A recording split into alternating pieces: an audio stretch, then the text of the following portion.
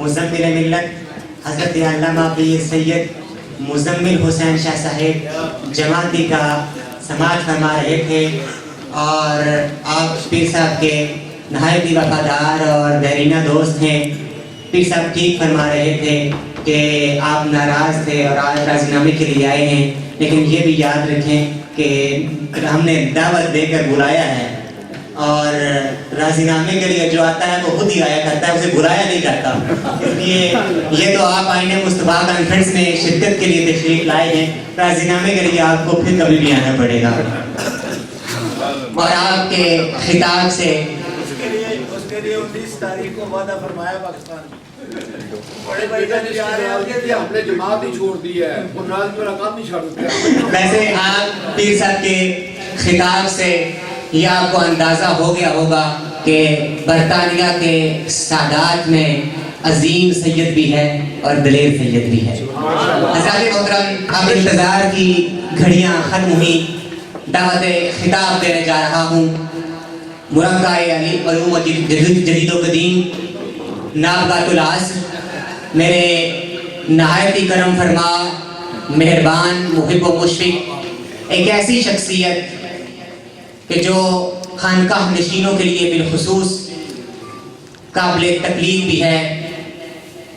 وہ جو خانقاہوں سے نکل کر مدارس تک پہنچے تھے، صاحبزادہ ساجد الرحمان نے انہیں اسکول کالج سے ہوتے ہوئے یونیورسٹی کی منزل دی ہے۔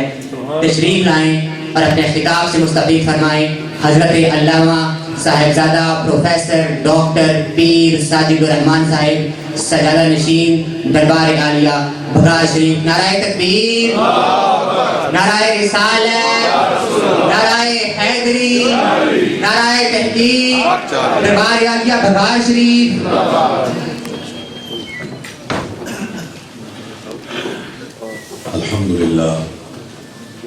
الحمدللہ رب العالمین، والصلاة والسلام علی سید الانبیاء والمرسلین وعلی آلہ واصحابہ وازواجہ وذریتہ اجمعین، اما بعد، فاعوذ باللہ من الشیطان الرجیم، بسم اللہ الرحمن الرحیم، ان اللہ وملائکتہ یصلون علی النبی یا ایھا الذین آمنوا صلوا علیہ وسلموا تسلیما، اللہم صل وسلم وبارک علی سیدنا ونبینا ومولانا محمد وبارک وسلم علیہ۔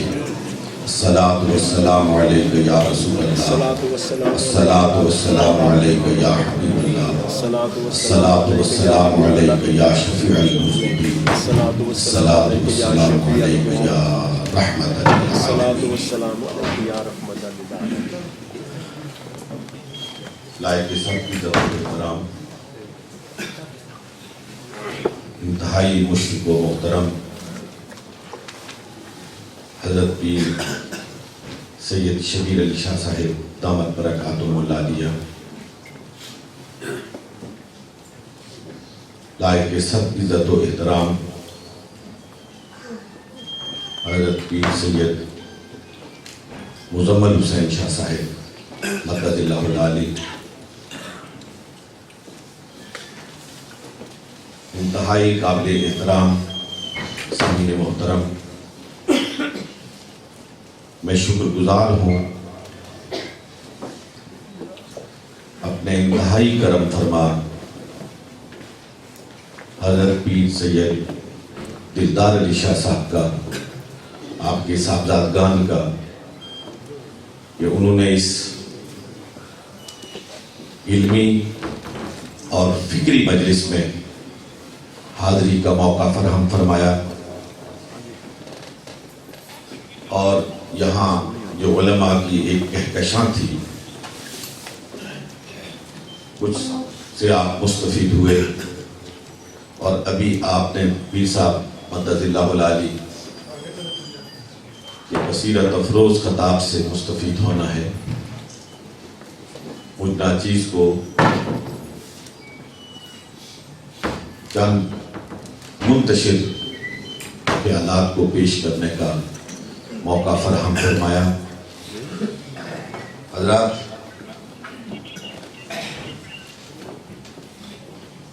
سید مزمل حسین شاہ صاحب کے خطاب کے بعد بالکل ایسے ہی ہے جیسے کسی رن وے پہ کوئی جمبو جیٹ طیارہ اترنے کے بعد پھر فوکر کو لینڈ کروایا جائے. تو وہ جمبو جیٹ سے جو فضا میں ارتعاش ہوتا ہے، جو فضا میں ایک کپکپی طاری ہوتی ہے، فوکر تو اس کا بھی متحمل نہیں ہو سکتا ہے. میں کسی تملق سے نہیں کہتا، اللہ تعالیٰ اس سے محفوظ فرمائے، لیکن انہوں نے کلم الناس علی قدر عقولہم یہ ارشاد کے مطابق جو باتیں فرمائی ہیں وہ فی الواقع سچائی پر مبنی ارشاد فرمائی.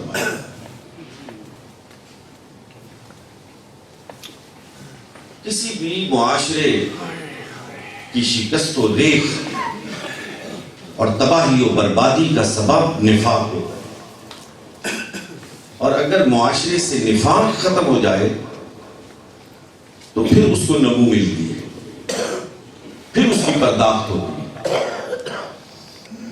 پھر ایک دوسرے پر اعتماد کی فضا قائم ہوتی ہے. بد اعتمادی کی فضا میں کوئی معاشرہ پروان نہیں چڑھتا ہے، اور بد اعتمادی کی فضا کو ختم کرنے کے لیے سچائی کی بنیادوں کو محکم کرنا ہوتا ہے. بلا شبہ ان کا ایک ایک جملہ اس حوالے سے تربیت کا ایک بہت بڑا مینار تھا.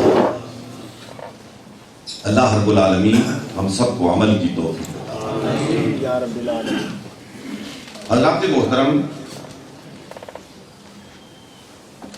حضرت پیر صاحب ہر سال یہاں پہ آئین مصطفیٰ کانفرنس کا انعقاد کرتے ہیں. جب میں پہلی مرتبہ یہاں حاضر ہوا تھا تو میں نے اس عنوان کو جب دیکھا تو ذہن میں یہ سوال پیدا ہوا کہ حضرت شاہ صاحب یہاں برطانیہ میں آئین مصطفیٰ کانفرنس کا انعقاد کر رہے ہیں، ان کے ذہن میں کیا خاکہ ہے، کیا سوچ رہے ہیں، یہ کیا پاک یہاں انگلستان میں وہ نظام مصطفیٰ قائم کریں گے؟ یہ تو غیر مسلم ملک ہے.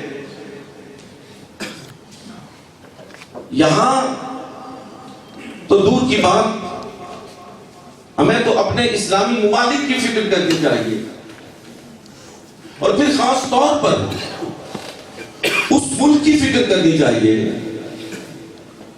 جو بنا ہی لا الہ الا اللہ کے نام پر تھا. اور دوسری ریاست مدینہ کی طرز پر ایک ریاست قائم کرنے کے لیے بر صغیر کے مسلمانوں نے لا تعداد قربانیاں دی. تو یہاں پر یہ آئین مصطفیٰ کانفرنس کرنے کا مقصود اور مطلوب کیا ہے؟ حضرات محترم، اس پر غور کرنے کے بعد میں اس نتیجے پہ پہنچا کہ جو انسانوں کے بنائے ہوئے آئین ہیں اور دساتیر ہیں وہ جغرافیے کے پابند ہوتے ہیں، وہ ملکی سرحدوں کے پابند ہوتے ہیں.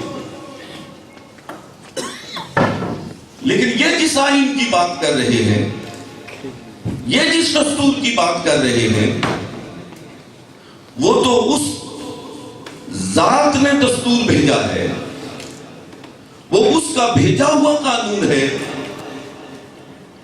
جس کے لیے جغرافیائی سرحدیں کوئی مقام نہیں رکھتی، جس کے لیے جغرافیے کی کوئی حیثیت نہیں، رنگ و نسل کی کوئی حیثیت نہیں، زبان و وطن کی کوئی حیثیت نہیں. یہ آئین تو ہدی للناس ہے. یہ تو کوئی مشرق میں بیٹھا ہو، شمال میں بیٹھا ہو، جنوب میں بیٹھا ہو، اس کی کھال کا کوئی سا رنگ ہو، اس کی زبان پر کوئی سی بولی ہو، وہ لا الہ الا اللہ محمد رسول اللہ پڑھنا ہو تو اس آئین کا پابند۔ سبحان اللہ۔ اور یہ وہ ذات لے کے آئی ہے جو کسی خاص قوم کے لیے رحمت نہیں ہے، بلکہ پوری نوع انسانی کے لیے رحمت ہے۔ پوری نوع انسانی کے لیے اللہ رب العالمین نے اسے رحمت للعالمین کا تاج پہنایا۔ سبحان اللہ۔ اور اس کے آئین کو دیکھ کر، اس کے آئین کی جزیات کو دیکھ کر، اس کی رحمت للعالمین کو دیکھ کر اور اس کے فیضان عام کو دیکھ کر اپنے نہیں، وہ جو ایمان کے شرف سے محروم رہے لیکن اس آئین کی خصوصیات کو دیکھ کر،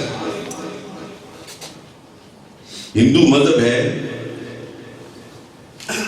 گوپی ناتھ نام ہے، امن تخلص رکھتا ہے، بارگاہ مصطفیٰ میں عرض کرتا ہے، شفیع امم رحمت عالمی ہے، شفیع امم رحمت عالمی ہے، فقط یہ متاع مسلمان نہیں ہے۔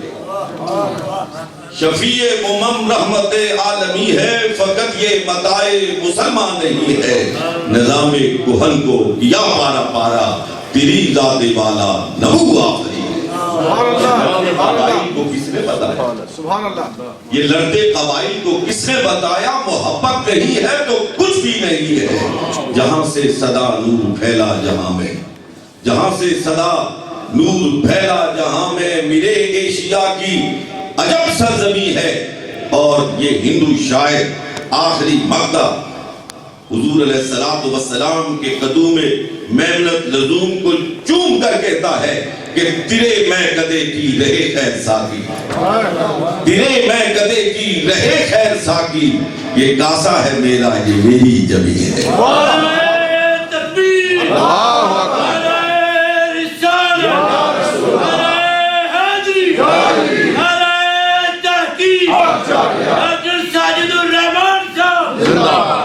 حاضرین محترم، آج ضرورت ہے اس بات کی کہ مسلمان جہاں کہیں بھی بستا ہے، وہ انگلستان کی سرزمین ہو، وہ یورپ کا کوئی اور ملک ہو، وہ امریکہ کی سرزمین ہو، جہاں کہیں مسلمان بستے ہیں، اس آئین کے سفیر بن کر محمد الرسول اللہ صلی اللہ علیہ وسلم کے غلام کی حیثیت سے زندگی کا سفر طے کریں۔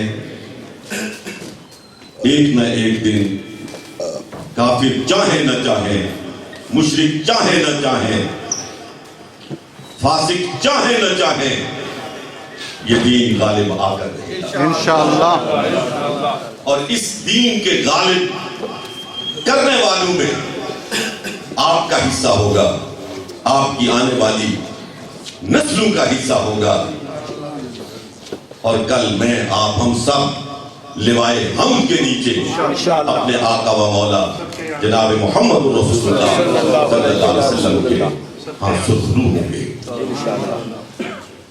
حضرات محترم، برطانیہ کا ایک ذی شعور طبقہ ہے جس سے مجھے اس وقت مخاطبت کا شرف حاصل ہے۔ آج امت کی کشتی گرداب بلا میں پھنسی ہوئی ہے،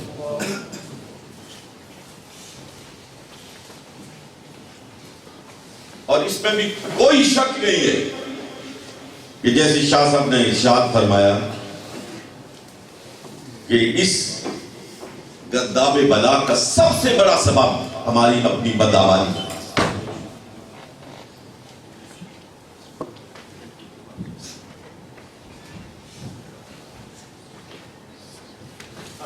سبحان اللہ۔ حضرات محترم،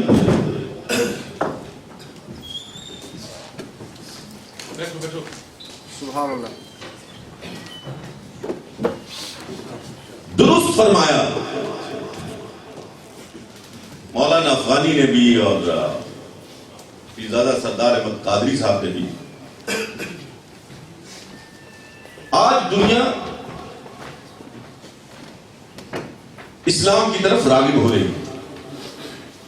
سب سے زیادہ جو کنورشن ہے وہ اسلام کی طرف ہو رہی ہے. اور یقیناً آپ کے علم میں ہے, آپ صاحبان علم و فضل ہیں, کہ مغربی ممالک ہوں یا خود امریکہ 9/11 کے بعد سب سے زیادہ جس کتاب کو پڑھا گیا وہ قرآن مجید فرقان الحمید, سب سے زیادہ. اور سب سے زیادہ جس شخصیت کی زندگی کا مطالعہ کیا گیا ہے وہ محمد رسول اللہ صلی اللہ علیہ وسلم کی حیات مقدسہ ہے. اور قرآن مجید فرقان الحمید سے فیضیاب ہو کر اور سیرت مصطفی کے نور سے مستنیر ہو کر سب سے زیادہ جس مذہب کی طرف لوگ کشاں کشاں لپکے ہیں وہ اسلام ہے. سبحان اللہ. لیکن میں جس جانب اپنے آپ کو متوجہ کرنا چاہتا ہوں اور آپ کو متوجہ کرنا چاہتا ہوں کہ اسلام قبول کرنے کے بعد جب وہ اسلامک سوسائٹی میں آتے ہیں, اسلامک کمیونٹی میں آتے ہیں, تو واقعی حیرت میں ڈوب جاتے ہیں کہ جو ہم نے قرآن میں پڑھا تھا وہ کہاں ہے, اور جو سیرت مصطفیٰ کا نور ہم نے کتابوں پہ پھیلا ہوا دیکھا تھا وہ مسلمان کی زندگی میں کہاں ہے. قرآن اور حدیث پڑھ کر اور سنت مصطفیٰ کو پڑھ کر لوگ مسلمان ہو رہے ہیں, بڑی غیر معمولی تعداد میں ہو رہے ہیں, لیکن مسلم سوسائٹی کا حصہ بن کر پریشان حالی میں مبتلا ہو جاتے ہیں. اور اقبال نے اسی کا رونا رویا تھا, واعظ قوم کی وہ پختہ خیالی نہ رہی, بلکہ طبعی نہ رہی, شعلہ مقالی نہ رہی, فلسفہ رہ گیا تلقین غزالی نہ رہی, رہ گئی رسم اذاں روح بلالی نہ رہی. اللہ اکبر. مسجد مرثیہ خواہ ہیں کہ نمازی نہ رہے, وہ صاحب اوصاف حجازی نہ رہے. یقین کیجیے حضرات محترم کہ جن صوفیہ کے توسط سے اور ایک بہت بڑے تصوف کے آستانے سے وابستہ حضرت پیر سید دلدار علی شاہ صاحب کی دعوت پر ہم یہاں پہ جمع ہیں, ان صوفیاء نے گفتگو سے لوگوں کو زیادہ متاثر نہیں کیا ہے. صوفی کا تو جو ایک عام وصف بیان کیا جاتا ہے, عام بڑی سادگی کے ساتھ, کہ وہ کھاتا بھی کم ہے, وہ بولتا بھی کم ہے, کم گفتن, کم خوردن, کم خفتن, کم بولنا, کم کھانا, کم سونا. اب میں اس کے برعکس کی بات نہیں کرتا ہوں کہ ہماری کیا کیفیت ہے, وہ نہیں. حضرت شیخ اجمیری رحمت اللہ تعالی علیہ سلطان الہند, آپ ایک بیل گاڑی پہ سفر کر رہے اور اس گاڑی کا کوچوان ہندو مذہب سے تعلق ہے. ظہر گزری, عصر گزری, مغرب کا وقت آ گیا. آپ نے اس کوچوان سے ارشاد فرمایا کہ مجھے تازہ وضو کرنا ہے, کسی ایسی جگہ پر گاڑی کو روکو جہاں ساتھ کوئی چشمہ وغیرہ بھی ہو. اس نے بیل گاڑی ایک چشمے کے قریب روکی. آپ وضو کے لیے نیچے اترے, وضو فرمانے لگے, اور ساتھ ہی آپ کے ذہن میں, آپ کی فکر میں یہ خیال پیدا ہوا کہ میں نے ظہر بھی بغیر جماعت کے پڑھی, عصر بھی بغیر جماعت کے پڑھی, کیونکہ کوئی ساتھ مسلمان ہمراہی ہے ہی نہیں ہے, کیا مغرب بھی میں بغیر جماعت کے ادا کروں گا؟ اللہ اکبر. وضو مکمل فرمایا تو پیچھے پاؤں کی آہٹ سنائی دی. مڑ کے دیکھا تو وہ ہندو کوچوان کھڑا تھا. آپ نے پوچھا کیوں کھڑے ہو؟ ہاتھ جوڑ کے کہنے لگا حضور مسلمان ہونا چاہتا ہوں. سبحان اللہ.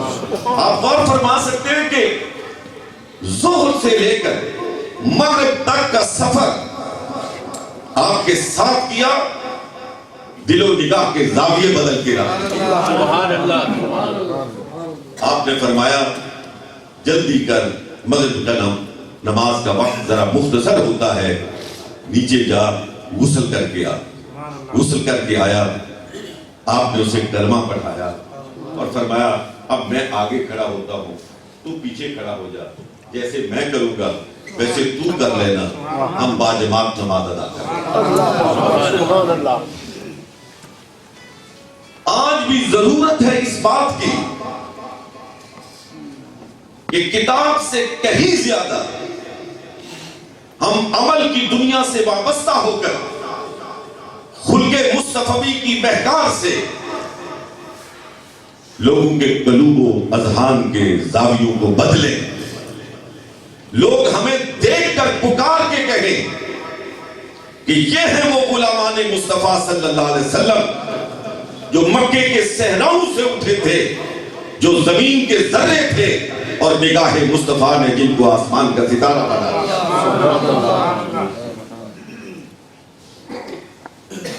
عام مسلمان فقیر قد گلاہے, عام مسلمان فقیر قد گلاہے, رمید سینہ او سوز آہے, دلش نالت جرا نالت ندانت, نگاہ یا رسول اللہ.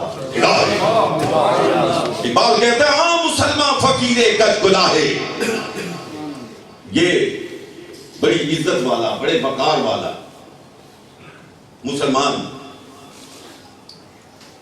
یہ اکناف عالم میں اسلام کا بھریلا رہنے والا مسلمان, رمیت سینہ او سوز آہے, اس کے دل سے, اس کے قلب سے, اس کے اندرون سے, اس کے باطن سے وہ جو سوز کی آہ تھی نا, وہ کدھر گئی ہے؟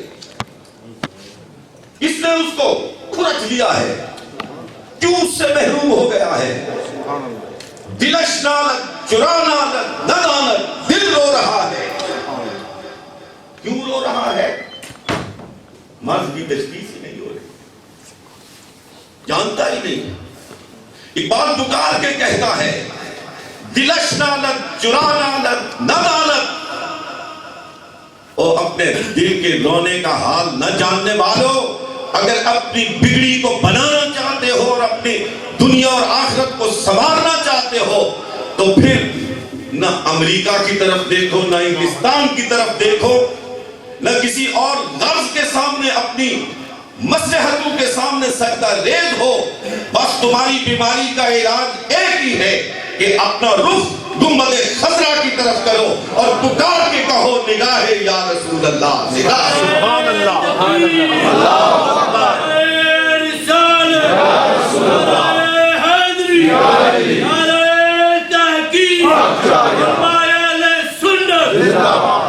فلا وربك لا يؤمنون حتى يحكموك فيما شجر بينهم ثم لا يجدوا في انفسهم حرجا مما قضيت ويسلموا تسليما. سبحان اللہ. اپنے محبوب پاک صلی اللہ علیہ وسلم کہ رب کی قسم رب کھا رہا. اللہ اکبر. سبحان اللہ. اللہ اکبر. فرماتا ہے کہ ان لوگوں سے بتا دیجئے کہ تم صاحب ایمان نہیں ہو سکتے جب تک کہ زندگی کے ہر موڑ پر اور زندگی کا ہر فیصلہ کرتے وقت تم نقوش پائے مصطفیٰ کو نہیں دیکھو. تم اگر نقوش پائے مصطفیٰ کو چوم کر اپنی زندگی کا سفر طے کرو گے تو تمہارا ایمان مکمل ہوگا. اور تمہارا زندگی کا فیصلہ معاشرت سے متعلق ہو, سیاست سے متعلق ہو, معیشت سے متعلق ہو. سیاست دوسروں کی, معیشت دوسروں کی, معاشرت دوسروں کی, تہذیب کہیں سے مستعار لی, معیشت کے لیے کسی اور کے ہاں جولی پھیلائے ہوئے کھڑے ہیں. اور سیاست وہ تو اغراض کی لونڈی بن کر رہ گئی. اس کیفیت میں تم پھر گنبد خضرا سے اٹھنے والی رحمت کی گٹا کے منتظر کیوں ہو؟ وہ رحمت کی گٹا تو اٹھتی ہے, یقیناً اٹھتی ہے, صبح و شام نہیں, دن اور رات کی ایک ایک گھڑی میں اٹھتی ہے. لیکن اسی ذات کو, اسی معاشرے کو, اسی جغرافیے کو منور کرتی ہے جو رحمت کا طالب بن کر نور مصطفی کے لیے اپنے سینے کے دروازے کو کھول کے رکھتا ہے. مسلمانوں, انگلستان میں بسنے والے مسلمانوں اور میرے نوجوان بیٹوں اور بھائیوں, آج ہم مشکل ترین دور سے گزر رہے ہیں. لیکن یہ مشکل ترین دور اس دور سے مشکل نہیں ہے جس میں آپ کے آقا و مولا علیہ الصلوۃ والسلام اور وہ مصائب و آلام بھی نہیں, وہ سختیاں اور اذیتیں بھی نہیں جن سختیوں اور اذیتوں کو آپ کے آقا و مولا علیہ الصلوۃ والسلام نے جھیلا یا آپ کے صحابہ کرام رضوان اللہ تعالی علیہم اجمعین نے برداشت کیا ہے.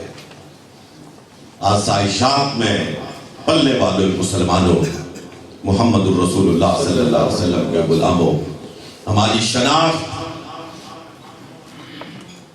ہماری پہچان محمد الرسول اللہ صلی اللہ علیہ وسلم. اگر دامن مصطفی سے وابستگی نہ رہی تو یقین کیجئے جو قومیں اپنی شناخت ختم کر دیتی ہیں, جن قوموں کی پہچان باقی نہیں رہتی ہے, پھر وہ اقوام کی صف میں عزت اور آبرو کے ساتھ کبھی کھڑی نہیں ہو سکتی. بے شک ہماری شناخت محمد الرسول اللہ کے غلام کی حیثیت سے, اور آپ کا وطن عزیز پاکستان وہ بھی آپ کی شناخت. اپنی اس شناخت کو بھی قائم رکھیے اور اپنی حقیقی شناخت کو بھی قائم رکھیے. کہیں بھی جا کے بسیے, اس سے کوئی فرق نہیں پڑتا ہے. اقبال اسی انگلستان میں رہے تھے, یہیں کی یونیورسٹی سے مستفید ہوئے تھے, یہاں کی تہذیب میں غوطہ زن ہو گئے تھے, بطخ کی طرح ڈوب گئے تھے. لیکن جب باہر نکلے تو پکار کے کہا تھا, خیرہ نہ کر سکا مجھے جلوائے دانش فرنگ, خیرہ نہ کر سکا مجھے جلوائے دانش فرنگ, سرما ہے میری آنکھ کا خاک مدینہ ہو.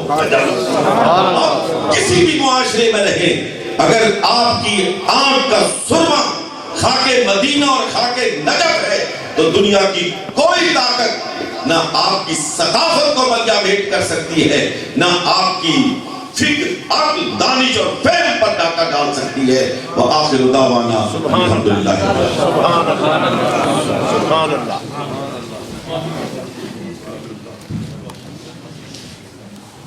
ماشاءاللہ.